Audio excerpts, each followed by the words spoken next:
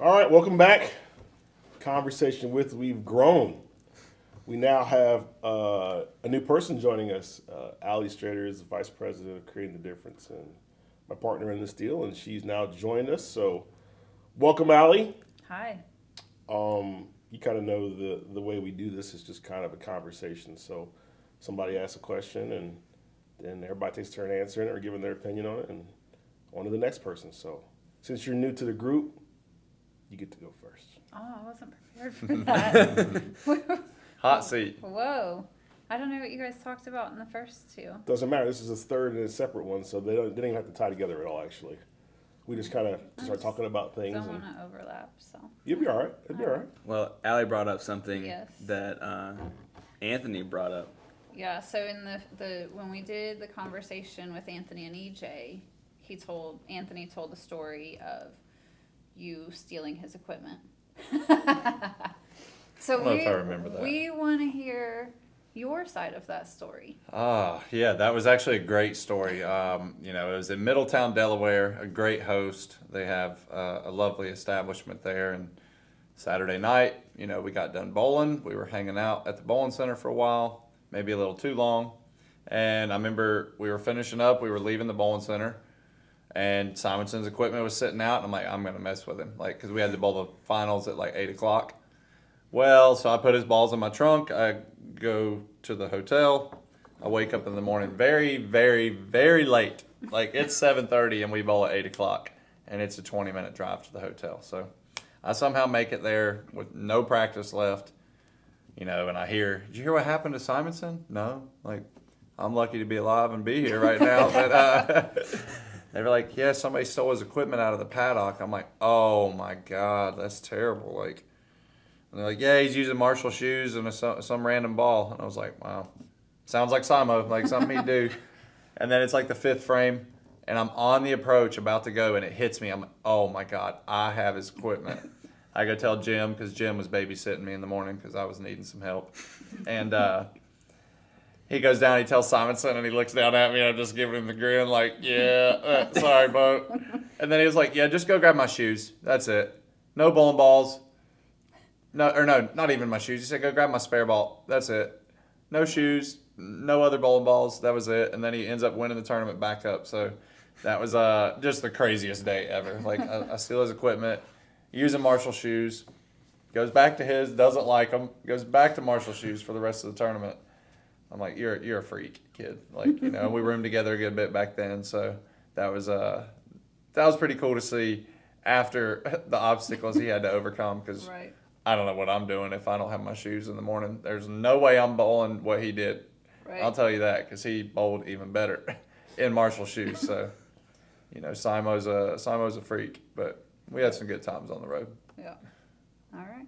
That's a good question that we kind of asked before. I think it's going to be good to hear your opinion on that. So, why don't everybody kind of maybe talk a little bit about some adversity, right? Something that you had to overcome that was a big challenge. I think that's good to hear from you and from everybody else. Yeah. The first thing that comes to mind for me is being Guppy's son, coming up, especially in the regional tour, because that's where I started. And, it wasn't quite as hard because there wasn't a ton of touring guys that I guess really knew Guppy growing up. Those guys, Tommy Jones, Jason Couch, they pretty much raised me as a kid. But they also gave me a lot of flack growing up when I was young, coming out on the tour. And then especially when I got out to the national tour, it's all right, here comes Guppy's kid. He's dressed like a clown. He's just trying to be like his dad. Can he bowl? And I wasn't the best then either. So, I was grinding, missing a lot of cuts, hearing the chatter. Wasn't a ton of chatter. It's not like the tour is just full of dogs ready to bite. But, there was definitely the chatter and just kind of living in his shadow. And there for a while, the only way to get out of that is to make a name for yourself. And so now, I knew the day, it was probably after I beat Belmo in Sweden for my third title. That's when it went from Kyle as Guppy's son to Guppy as Kyle's dad. And that's kind of how it is now. But, that was a learning curve for sure. That was a lot of added pressure on me going out on tour on top of knowing, one, I throw it really, really hard. I'm going to play the lanes a lot different than everybody. And so there was a lot of dice being rolled at the time, and then that was even more pressure to handle. But it's part of the learning curve, as you get older. If you want to make it out there, you've got to handle the different adversity that may come. Yeah, that's true. What about you, Dustin? I'll go next. After you. Like, next would be Yeah, now. okay, next. I mean, for me, I think it just, there's a lot of adversity that you have to go through. I think, for me, like growing up, I wasn't the best math student. You know what I mean? But I wanted to be an engineer. So that's kind of a How does conflict. that work? That's kind of a conflict. And I think what I found, to work, even into my adult life, is just you have to keep your focus on what the goal is, right? So I remember going through college and having adversity in terms of like struggling to grasp certain concepts. And I actually formed my own study group with these 3 people, and we studied 24/7, like all the time. And it got to a point to where we were teaching each other various concepts, because when one person got it in the group, they could translate that to the other person and vice versa. So I've learned that one of the best ways to overcome adversity is to get people around you that can support you, and you can support them, and you go at it as a team. I mean, you right now, you're seeing 2 of the other team members, of CTD, and, without them, there is no CTD. Like, that's just how it is. But if you want to succeed in whatever aspect of your life, I think you've got to figure out ways to either work with other people, to learn from other people, and take that negative energy that kind of comes your way sometimes and use that as fuel. A lot of times people will take negative energy and they'll turn it into, oh, well, maybe they're right. Or Hate. hate. Yeah. Maybe they're right. Maybe I'm not that good. Maybe I am a clown. Maybe I am not good enough at math. Maybe I shouldn't go to school. Maybe I shouldn't graduate. Maybe I shouldn't design, whatever it is. And I think a lot of times the moment you decide that that's the case is when it becomes real. But if you don't let that be the case, if you decide, no, that's just not how this is going to end up. Maybe it is right now, but that isn't how it's going to be forever. Mm-hmm. And once you get a goal and once you start to work toward that goal, you can overcome that adversity in whatever capacity that is. And one thing that you said that I really took from that is surrounding yourself with the right people. And, Jesper and I started rooming together probably August of 2019. We roomed together at the playoffs that year. We ran the whole summer tour, and we kind of changed, who we were rooming with. Then it was just like me and him. We did the Airbnb versus a hotel, being on the road for 2 months, 3 months at a time. We had a little black book that we would write down stuff through the block. It was more of like a process book. Like if I was mad, I would write that in there. And then if I was mad at myself, like, breaking process because I'm thinking about something, I'd write it down. We'd go back and reflect on it. And then now we fast forward 18 months. I've won 5 times. He's won 3 times. We're it kind of shows, hey, look at our mental games now, because that was the big step that we kind of both made a change in our game, and then the Airbnb thing, I think that's great. I hate staying in a hotel now sometimes on the road, because it just, feels like you have your own room. We cook at home. We're eating better on the road, which is good, and it doesn't feel like the week-to-week grind where you just go to the bowl, you go to your restaurant, you go to a room, and then you just repeat. So, surrounding, like you said, yourself with the right people. I've kind of seen that firsthand. And then obviously with the Storm team, the reps, they have our backs on and off the lanes. So It's critical. I agree with that. Yep. Mine is kind of broad, but it kind of focuses on one event. It's sort of dealing with failure. My first 2 exams in college, I brutally failed those exams, and it like messed me up because I wasn't prepared for it, because before that I was a decent student, not straight A's or anything like that. But my first 2 exams, I wasn't used to having that sense of, oh, you did real bad. what are you going to do to fix it? Because you're in that mindset of, oh my God, that was terrible. And you focus on it so much that you can't really reflect on what needs to happen for that not to happen again. So it was like, got a tutor, made it happen, passed the class. So, passed the classes, I should say.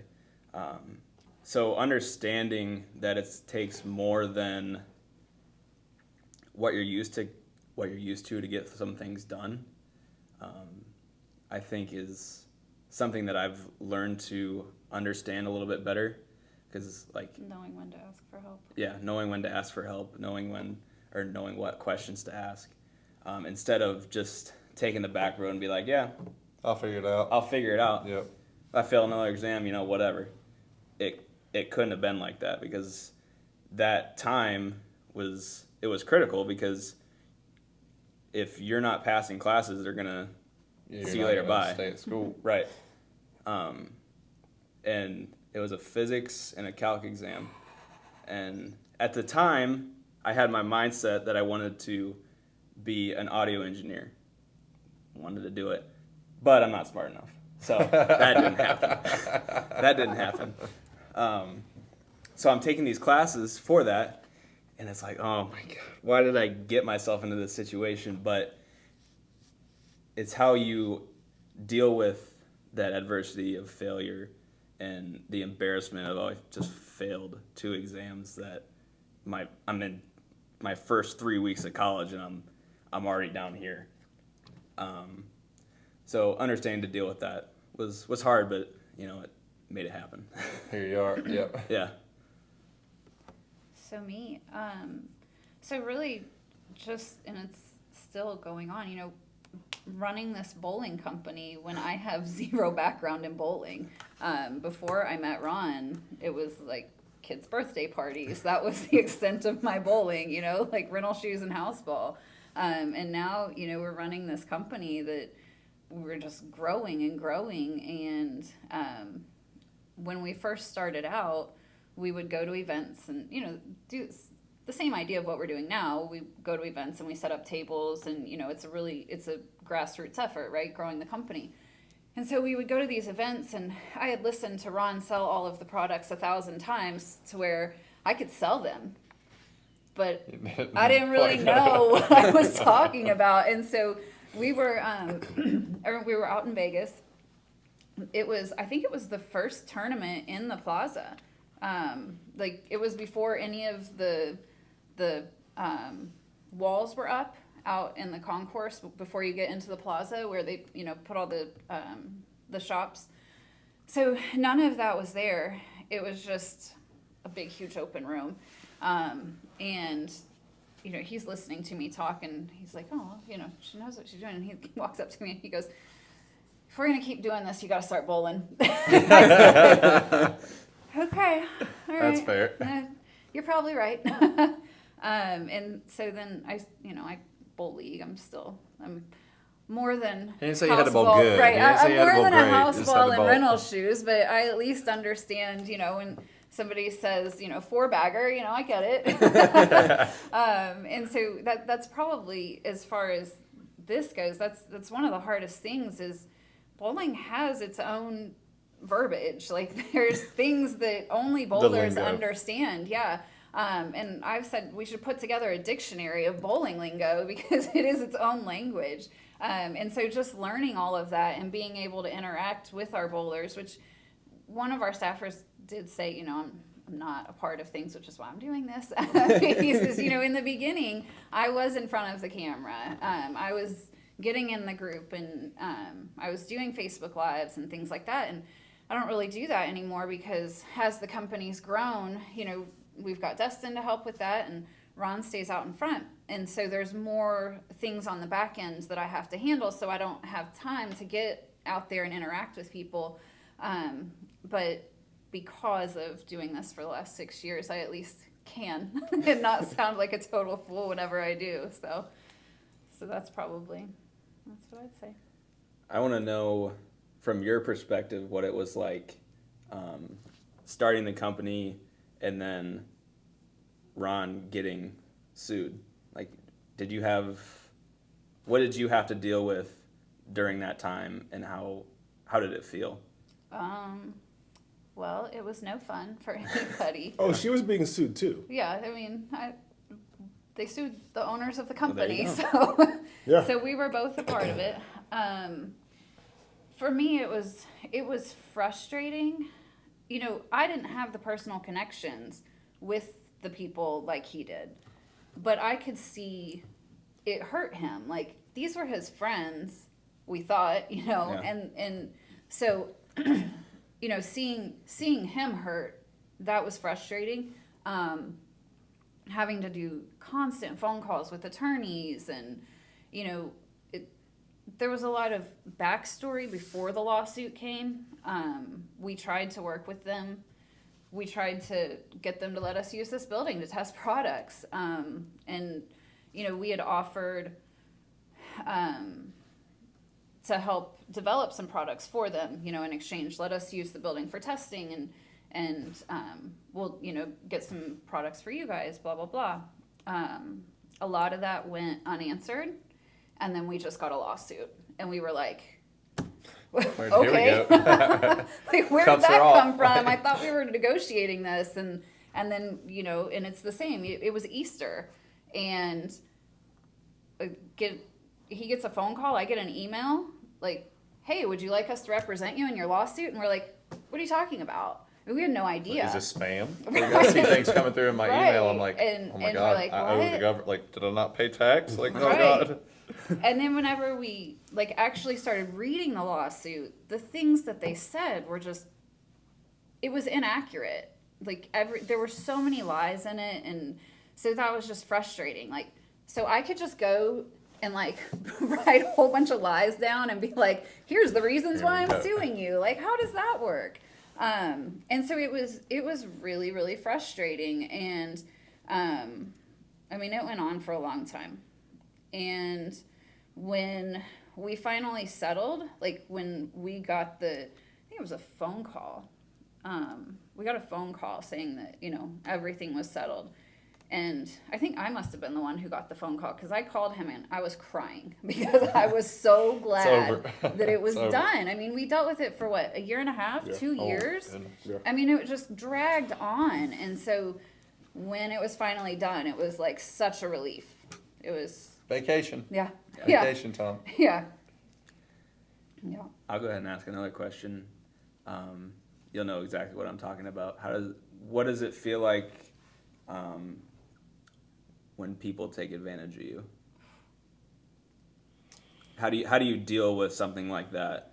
And what are your feelings on burning bridges? Like, what has happened? So, anytime you're in any sort of position that is a service to other people, right? That allows the opportunity for somebody to take advantage of you.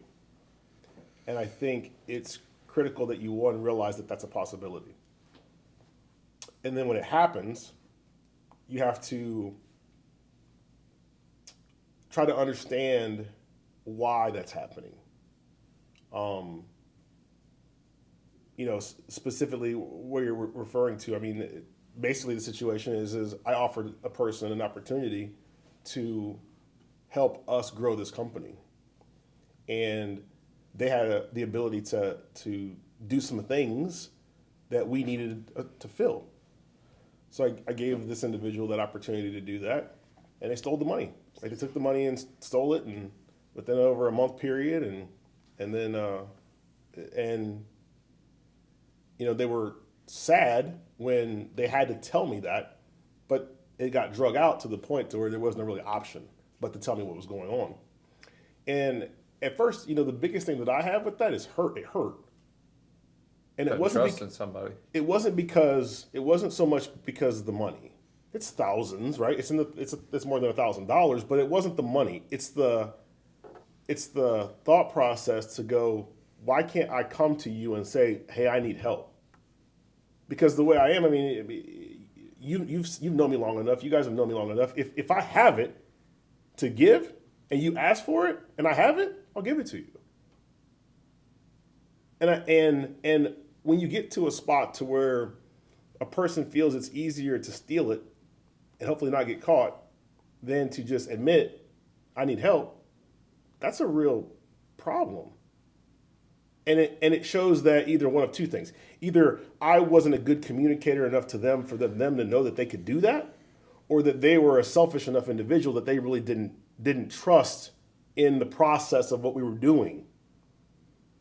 And I think a lot of times how I will internalize that is go, you can only do what you can do. Like I can only tell you, Kyle, I'm willing to help you out if you need help. It then becomes on you, Kyle, to believe what I'm saying. And then if you do need help, to ask for it. If you choose not to do that, and then that ends up coming back to burn me, that's not on me, that's on you. And I think you've got to begin to look at things from that perspective, because if you don't do that, the next time somebody goes to ask for something, you'll just shut them down. If I got burned by Dustin, 2 years ago because Dustin stole from me, and then I have another opportunity and I give it to Kyle, but I'm remembering what happened to Dustin, well, now I'm punishing Kyle for something that Dustin did. That ain't right. It shouldn't be that way. Now, to be fair, that also means that I will be a little more cautious about things. And I'll also be a little more communicating on the front side. Hey, look, I'm going to tell you this opportunity, Kyle, exists for you. I've been burned in the past on this. So I'm telling you right now, here's kind of these ground rules to help protect that from happening again. Because at the end of the day, things are going to happen. Like that's just part of life. And it's not so much what happens to you that matters as much as what you decide to do with what happens to you. I could have been angry. I could have been like, cool, you're going to jail. Have a nice life in jail. I could have done that. Or I could have said, well, this is a bad mistake, and you're going to pay for this mistake a lot of different ways. Like it starts off because now you have had to admit to me what happened. Like that is an embarrassment. Now you're going to have to be able to go back home, and you can't help us grow this company, which that's going to hurt. Now you're also probably not going to be able to do a lot of things in bowling because this stigma is going to be tied to you. Yep. Like that's over. So I don't need to try to become vengeful or try to be resentful or hateful toward people that do things wrong to me, because that's not how you're supposed to live in the first place, right? That's not how you're supposed to live. If I'm angry that this person stole from me and I let that linger and then it translates into other relationships or other friendships, then that's bad for everybody. So you've got to take that situation, compartmentalize it for what it is, see it for what it is, see what you can do to make sure that thing never happens again, and then move on. I think, we talked a little bit about the Tiger Woods documentary, and I don't know if it's in the first or second one. I know you said you saw the first one, but not the second one. But one of the things that I took away from that documentary was that Tiger Woods had the ability to compartmentalize things. Mm-hmm. And that became so powerful for me because there were things that I had done where I had done that and didn't really understand why I was compartmentalizing it. But the reason why you compartmentalize these things is so that you can move on. You can move on to the next thing. That doesn't get to impact or affect anything else moving forward. It is it and it's over. And watching that documentary and watching how Tiger could take these things that were really bad or things that were going on, or you have to compartmentalize all the time. You as a professional bowler, and I just know this just from kind of hearing other professional bowlers and listening to stories, I mean, you're going to lose 95% of the time. That's crazy.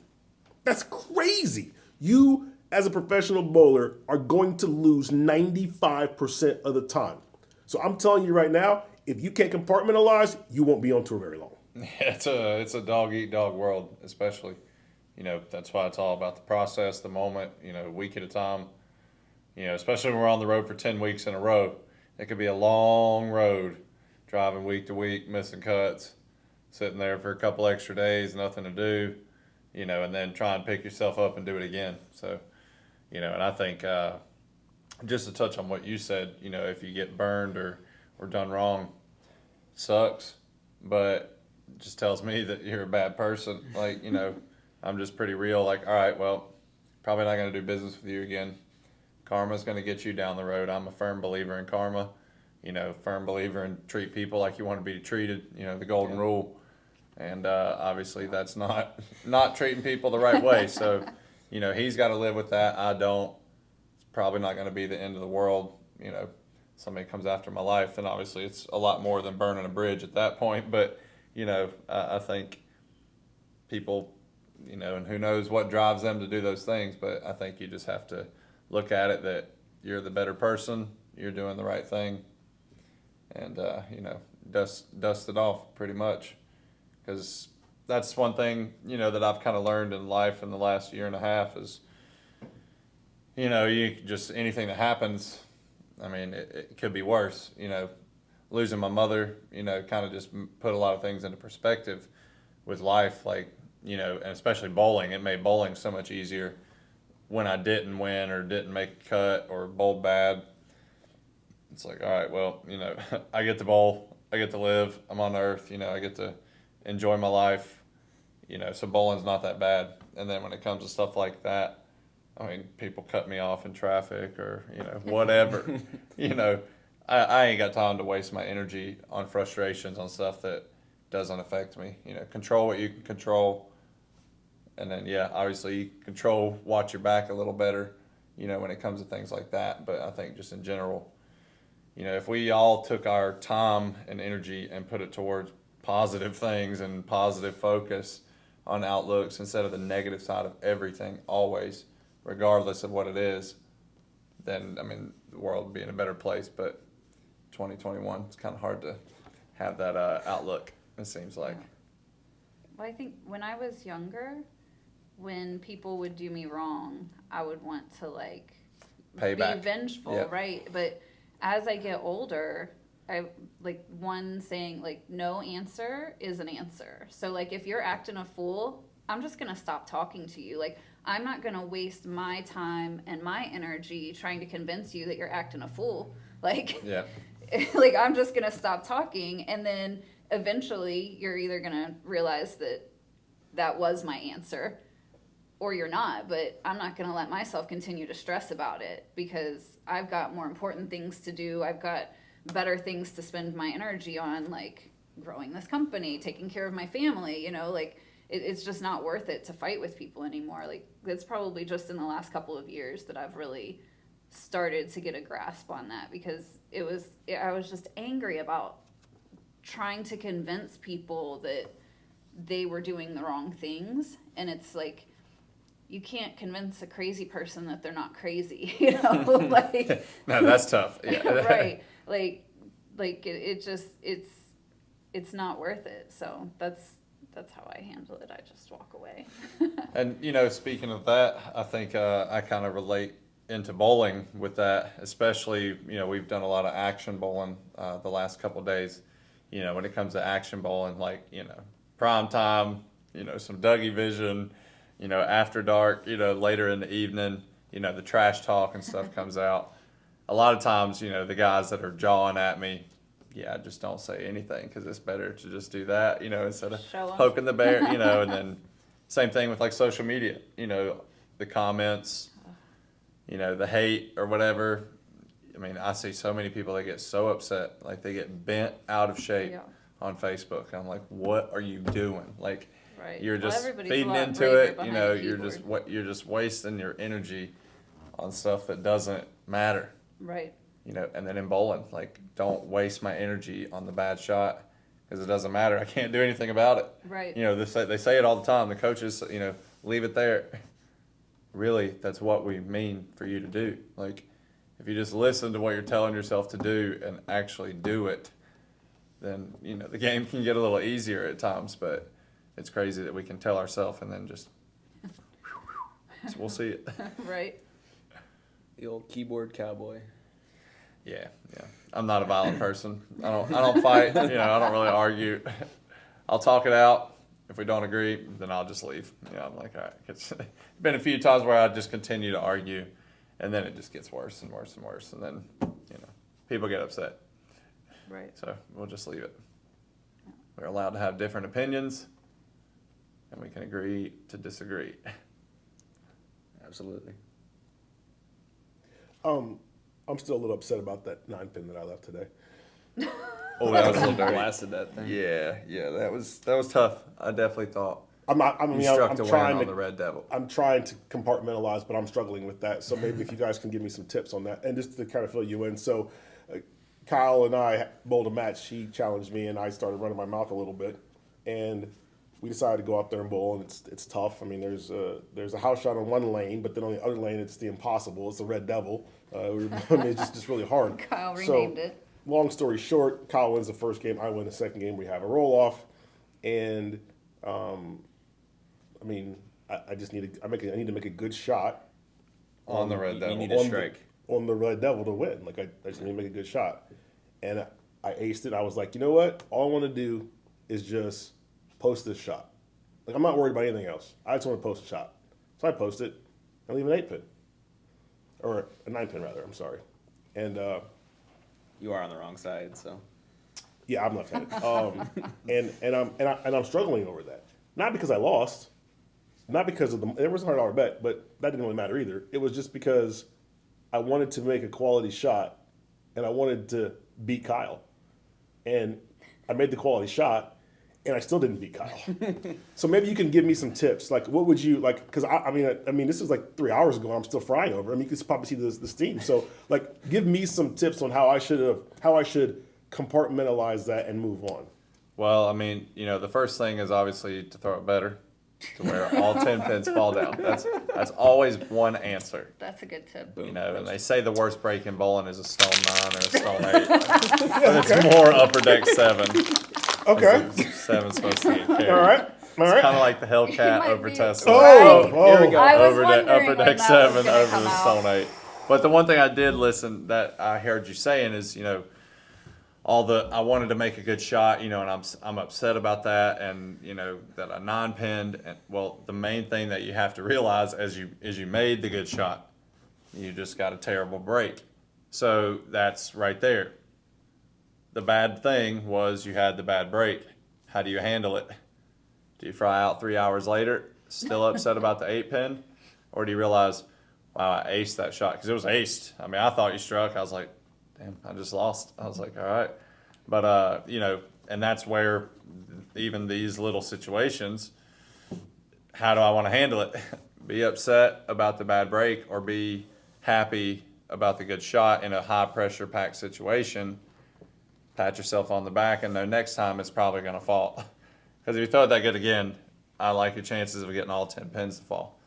And the tour finals, whenever I bowled Simonson in the roll-off, Yep. and that pair was dirty. I mean, the lane was tough. The short pattern was disgusting with the urethane ball, but in that situation, we're going down swinging with what we have. And I knew I'd probably have to literally ace the best shots of my life because that lane was hard. And the first one was the best shot of the game, both games, probably the best shot of the show. And then I thought I absolutely aced the second one.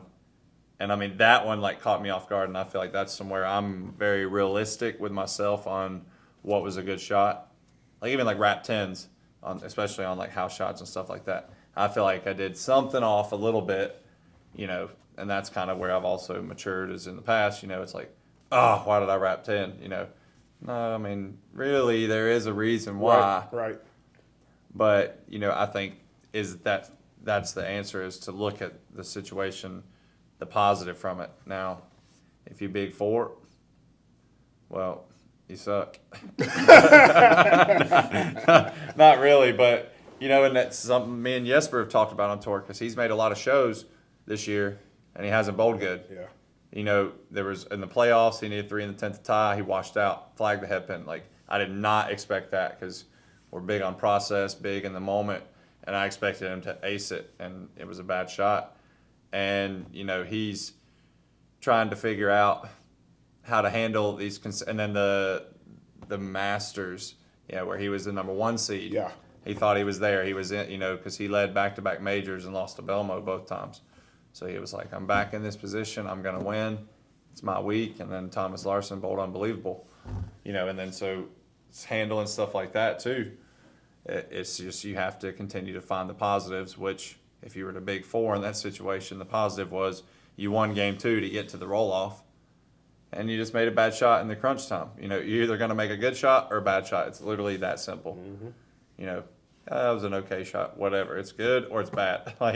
When it comes down to strike to win, you're either going to strike or you're not going to strike. But to get to that, all you can ask for is a chance. It's just to ask for a chance. If I need 3 in the 10th to win by 1 and I don't get it, at least I got the chance.